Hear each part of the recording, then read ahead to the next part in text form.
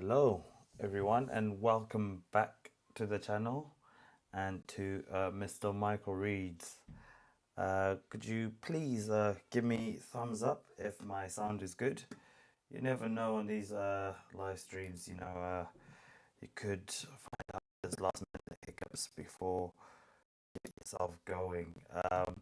I hope your day has been positive and fulfilling so far. Now, I wanted to start by expressing my gratitude for your time, for your attention, and for being part of this journey uh, of learning and of reflection. This channel is not just about reading, it's about wisdom, um, uncovering wisdom and applying it to life. It's about taking lessons from history and philosophy and allowing them to shape how we think, how we act, and how we grow. So, if let me just make sure everything's okay. I apologize for that.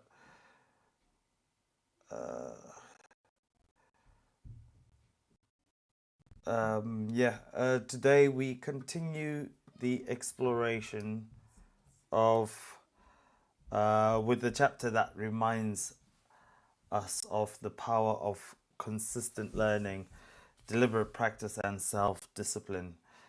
Um, Before we dive into chapter 10, let's briefly revisit chapter 9, which was loyalty. It says loyalty is a virtue that demands action, commitment, and integrity. It's not blind adherence, nor is it convenience. It is standing by your word, your values, and who pledged, those you have pledged to support, even when the circumstances test your resolve. So, for the samurai, loyalty was a measure of character, showing yourself in moments when it would have been easier to turn away. So in our daily lives, loyalty manifests in small but profound ways, like keeping promises even when no one is watching, remaining committed to your personal mission and goals, and supporting those that care about you consistently without any sort of expectation of any reward. Loyalty, it builds trust, and trust forms the foundation of lasting relationships, reputations, and legacies. So, once loyalty is established, the next step is ensuring that your actions, your skills and knowledge, they match your commitments, and that is precisely what chapter 10 explores. Chapter 10 is titled Education and the Training of a Samurai. A samurai was not simply a fighter, he was a student of life. Yeah, his training extended beyond the sword, into the mind, spirit, and character. The principle here is simple but profound. Mastery is not achieved once, it is pursued continually. So, in today's world, where distractions are endless and focus is scarce, there's so many things that are just wanting to, stop you from focusing and are pulling your attention away. So, that's where this lesson is particularly relevant. So, growth, knowledge, and wisdom are a result of deliberate, repeated effort over time. They're cultivated through study, reflection, and disciplined practice. So, the summary reminds us that lifelong education is not just about acquiring information, it's about transforming the self. And when you integrate learning with loyalty and purpose, you create a foundation that supports every aspect of life, from relationships to business, health to personal fulfillment. So before we continue, if you do find value in this journey, I invite you to take a moment to support the channel.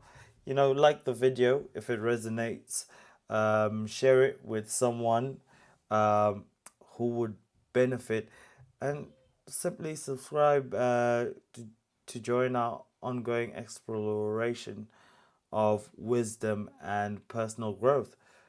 Your support helps this work reach more people and allows these timeless lessons to impact uh, us in our modern lives. So, thank you sincerely for your presence and engagement. So, without further ado, we will go into this chapter, chapter 10, Education and Training of a Samurai. Life being regarded as the means whereby to serve his master and its ideal being set upon honor, the whole education and training of a samurai were conducted accordingly. The first point to observe in knightly pedagogics was to build up character, leaving in the shade and subtler faculties of prudence, intelligence, and dialects. We have seen the important part aesthetic accomplishments played in his education, indispensable as they were to the man of culture. They were accessories rather than essentials of samurai training.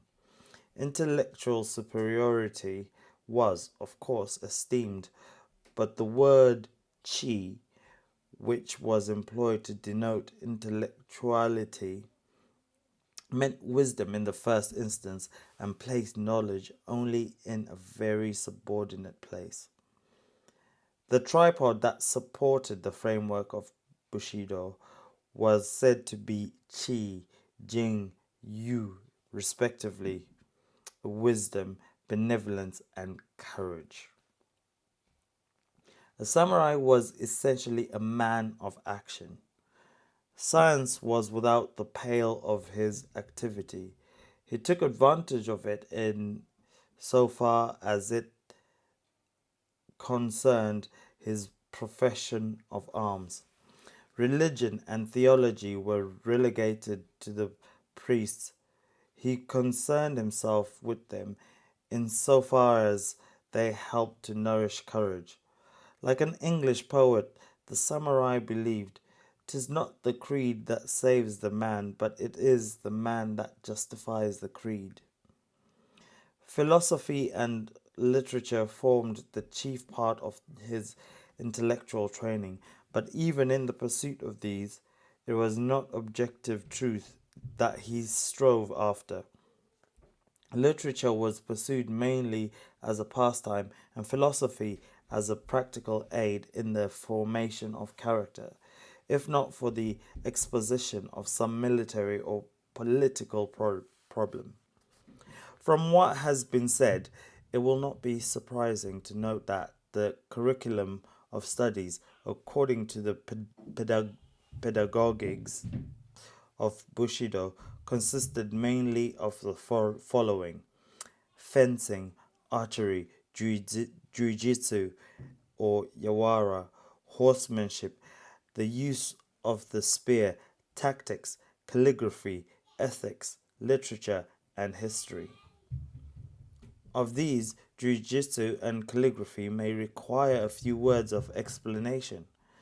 Great stress was laid on good writing, probably because our legograms, partaking as they do of the nature of pictures, possess artistic value, and also because chirography was accepted as indicative of one's personal character. Jiu-jitsu may be briefly defined as an application of anatomical knowledge to the purpose of offense or defense. It differs from wrestling in that it does not depend upon muscular strength. It differs from other forms of attack in that it uses no weapon. Its feat consists in clutching or striking part of the enemy's body, as will make him numb and incapable of resistance. Its object is not to kill, but to incapacitate one for action for the time being. A subject of study which one would expect to find in military education and which is rather conspicuous by its absence in the Bushido course of instruction is mathematics. This, however, can be readily explained in part by the fact that feudal warfare was not carried on with scientific precision. Not only that, but the whole training of the samurai was unfavorable to fostering numerical notions. Chivalry is uneconomical.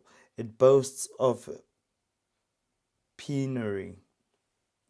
It says with Ventidius that ambition, the soldier's virtue, rather makes choice of loss than gain which darkens him.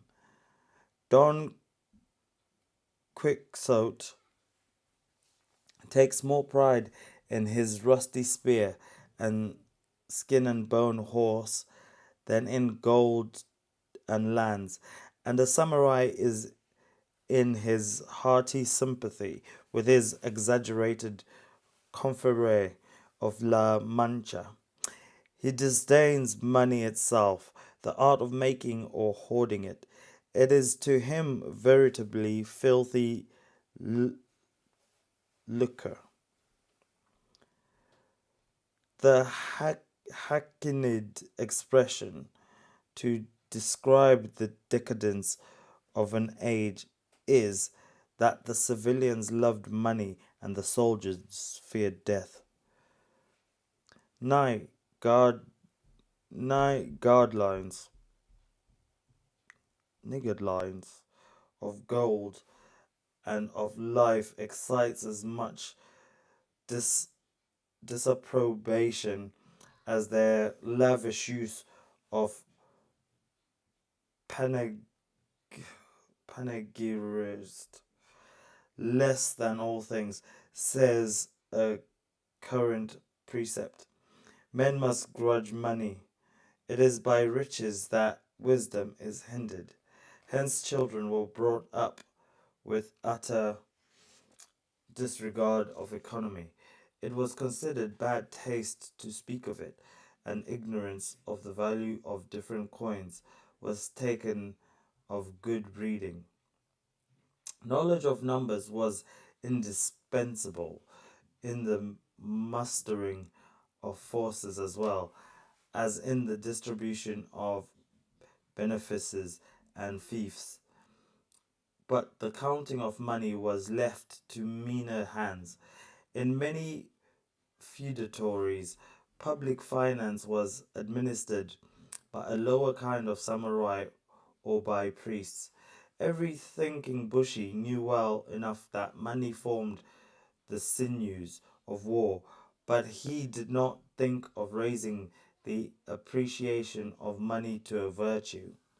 It is true that thrift was enjoined by Bushido, but not for economical reasons so much as for the exercise of abstinence.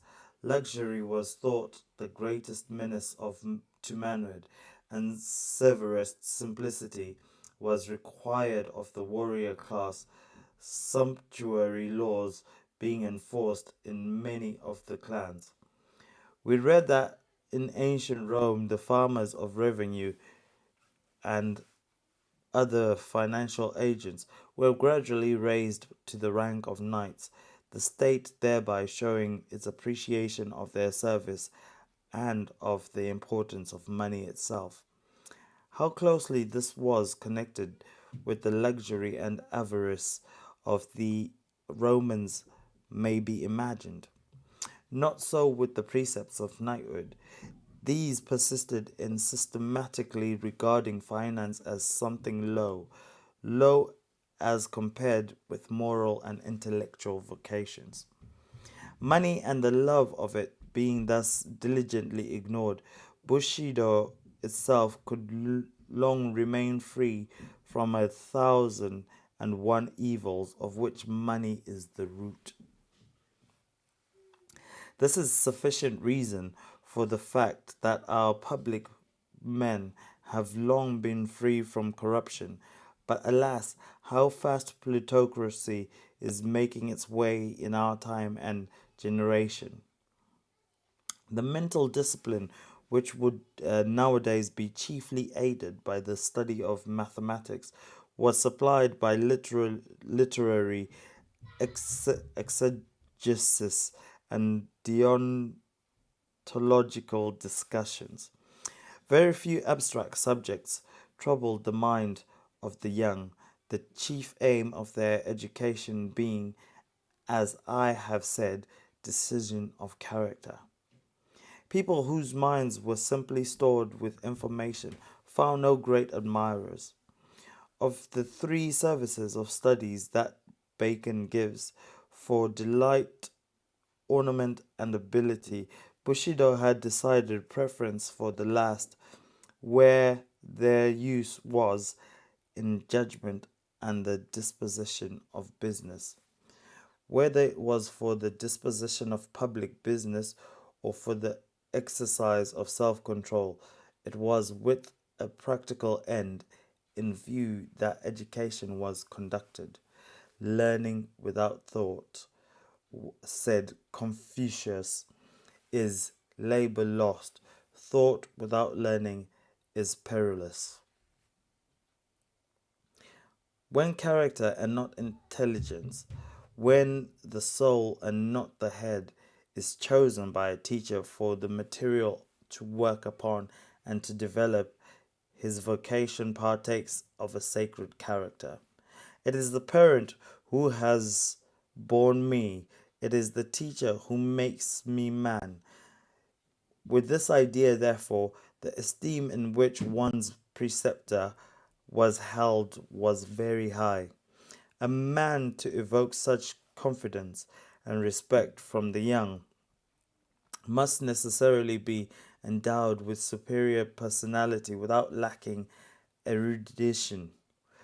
He was a father to the fatherless and an adviser to the erring. Thy father and thy mother, so runs our maxim, are like heaven and earth. Thy teacher and thy Lord are like the sun and the moon. The present system of paying for every sort of service was not in vogue among the adherents of Bushido. It believed in a service which can be rendered only without money and without price. Spiritual service, be it of priest or teacher, was not to be repaid in gold or silver, not because it was valueless, but because it was invaluable. Here, the non arithmetical honor instinct of Bushido taught a truer lesson that modern political economy, for wages and salaries, can be paid only for services whose results are definite, tangible, and measurable, whereas the best service done in education, namely in soul development, and this includes the services of a pastor, is not definite, tangible, or measurable. Being immeasurable, money, the ostensible measure of value, is of inadequate use. Usage sanctioned that pupils brought to their teachers money or goods at different seasons of the year, but those were not payments but offerings, which indeed were welcome to the recipients, as they were usually men of stern caliber, boasting of honorable penury, too defined to work with their hands and too proud to beg. They were grave personifications of high spirits undaunted by adversity. They were an embodiment of what was considered as an end of all learning and were thus a living example of that discipline of disciplines, self control, which was universally required of samurai. So, with those few words, that brings an end to that chapter, to chapter 10.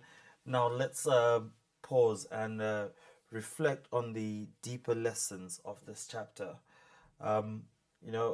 Education is not merely about um, information, it is transformative. It's a transformative process um, that strengthens the mind, sharpens judgment, and aligns action with purpose. Lifelong learning encourages mental growth and heightened consciousness. It teaches us to question our assumptions, to refine our decisions, and to remain adaptable. In practical terms, it means turning daily routines into opportunities for improvement, replacing idle scrolling with study or reflection, exercising the body to support the mind, and journaling thoughts to clarify priorities. When we commit to consistent self education, we cultivate success, health, and stability. We develop the capacity to make thoughtful decisions, to maintain our composure under pressure, and to navigate challenges without losing clarity or balance. Education also fosters wealth, not simply in financial terms, but in knowledge, in resource, and opportunities. But understanding how systems operate, um, we equip ourselves to act strategically rather than reactively. So, training the mind and character also nurtures selflessness and the ability to build enduring relationships. So it will allow us to listen better, to empathize more deeply, and act with integrity. All qualities that create trust and respect.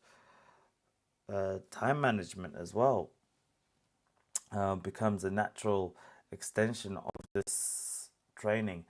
The samurai valued each moment, understanding that consistent, deliberate effort compounds into mastery. Similarly, by organizing our days thoughtfully, eliminating distractions, and showing up fully to our commitments, we accelerate growth and impact. So, finally, education it liberates us from unnecessary problems. Um, Ignorance leads to mistakes, confusion, and conflicts. So, knowledge, reflection, and practice provide clarity, freedom, and most importantly, resilience. So, by combining loyalty, discipline, and the continuous learning, we cultivate a life that is intentional, that is impactful, and is aligned with our highest goals. We move towards success without sacrificing our health, happiness, or creating uh, stability and fulfillment, that will endure. So, this chapter, it reminds us do not stop learning, um, refining your character, and definitely do not stop challenging yourself to grow. Every day presents an opportunity to strengthen our minds, to deepen our understanding, and elevate our actions. So, when you integrate loyalty, with consistent education and thoughtful training, you lay the groundwork for a life of meaning, achievement, and contribution. So, here on this channel, our aim is not merely to read, but to embody these lessons that we uncover, to live them, to apply them, and to share them with those around us. So, thank you for spending time with me today. It is, if this message resonated, please, uh, like I mentioned earlier, like, share, and subscribe. Comment below and let me know what lesson stood out for you and how you plan to integrate it into your life. And until we meet again, continue seeking knowledge, cultivating discipline, acting with purpose, uh, and may your path be guided by wisdom, your actions aligned with loyalty, and